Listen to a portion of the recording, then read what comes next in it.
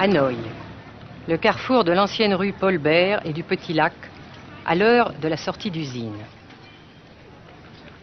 Pas une seule voiture, mais beaucoup de vélos sur lesquels se déplace lentement, machinalement la foule des travailleurs, dans une régularité impressionnante.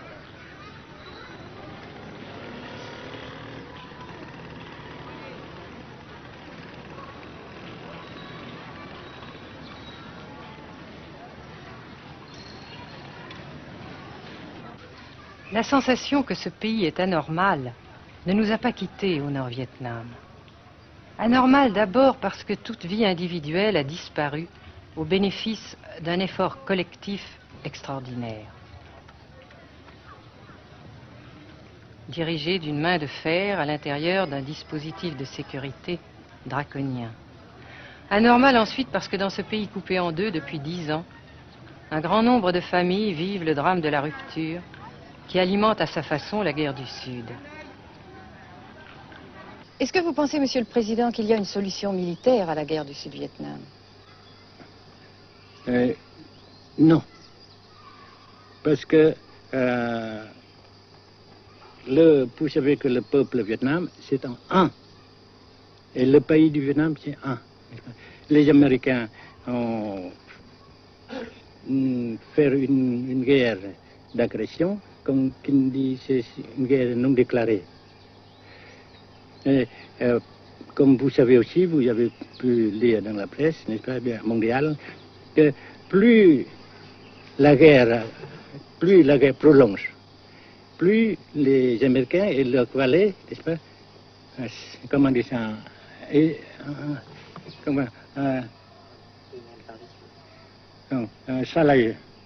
s'enliser, hein? Et plus ils supportent des échecs, comme vous savez récemment, n'est-ce pas? Par conséquent, la guerre ne peut pas durer éternellement. Et je suis très heureux que les politiciens haut placés français ont reconnu cela.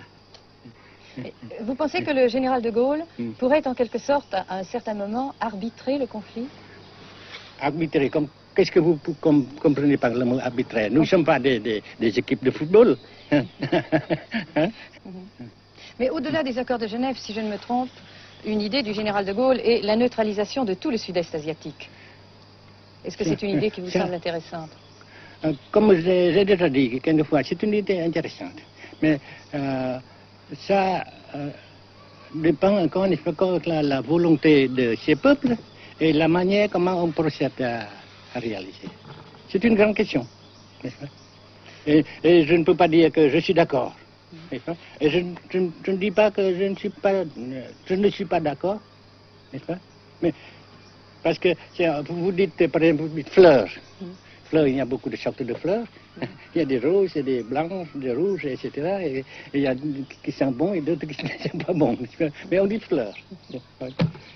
Monsieur le Président, nous avons constaté avec chagrin qu'au cours de notre voyage au Nord-Vietnam, que l'influence française était devenue à peu près inexistante dans votre pays. Les moins de 25 ans ne comprennent plus du tout le français. Et je me demande si, à votre idée, des rapports peuvent se rétablir tels que la France continue à jouer une sorte de rôle culturel ici. Avec la France surtout et avec tous les autres pays. Nous voulons avoir une coopération amicale, culturelle, économique, etc.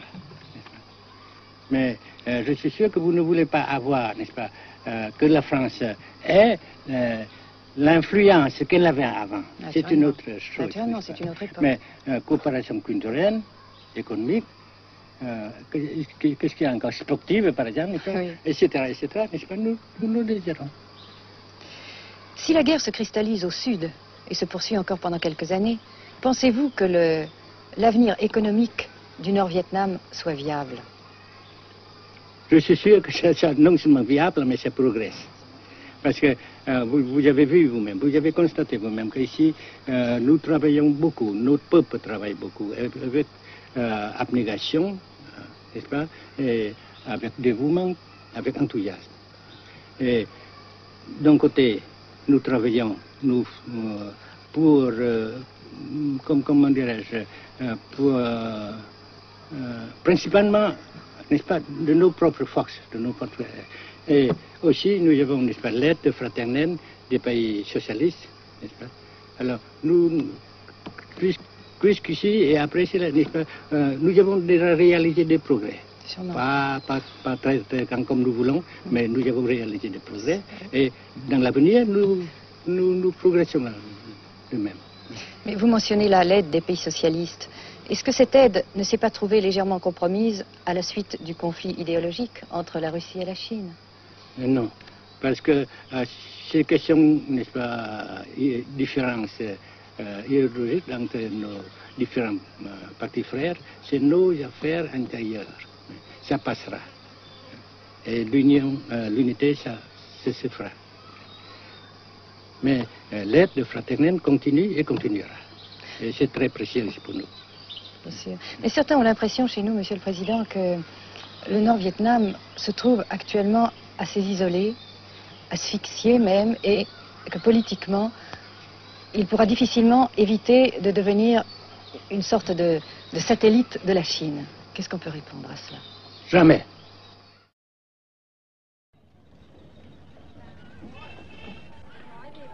À Hanoï, la vie continue, malgré les alertes, malgré l'évacuation de plus de la moitié des habitants. Les petits magasins de la rue de la Soie sont pour la plupart fermés. Seule la trêve du Tet et ses fêtes de famille devaient redonner pour quelques jours un peu d'animation à la ville, avec la traditionnelle branche de pêcher en fleurs, symbole du nouvel an lunaire et du printemps tonkinois. La trêve, malheureusement, ne fut qu'un espoir déçu.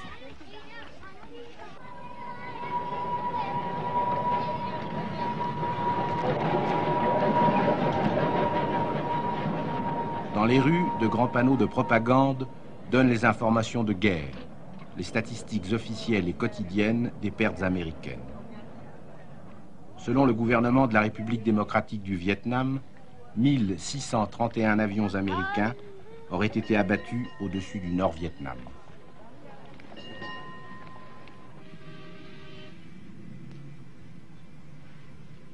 Le grand pont d'Oumer, construction métallique de 2 km de long à la sortie nord-est de Hanoï, assure toujours la traversée du fleuve Rouge. Sa sauvegarde est capitale. La défense antiaérienne du Vietnam, tant redoutée par les pilotes américains, dispose de nombreuses fusées solaires de fabrication soviétique. C'est la première fois que nous pouvons vous les montrer.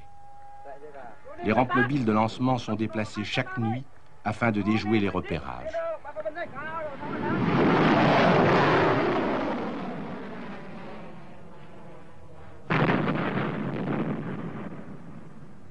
Selon les milieux officiels de Hanoï, 54 avions de l'US Air Force auraient été abattus en 1966 par la seule défense antiaérienne de la capitale.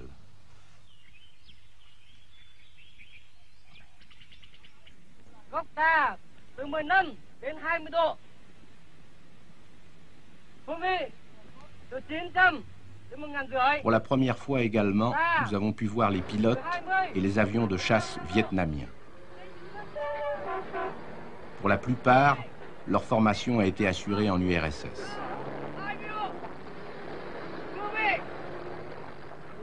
L'état-major des forces aériennes du Vietnam se défend d'utiliser des pilotes ou des spécialistes étrangers.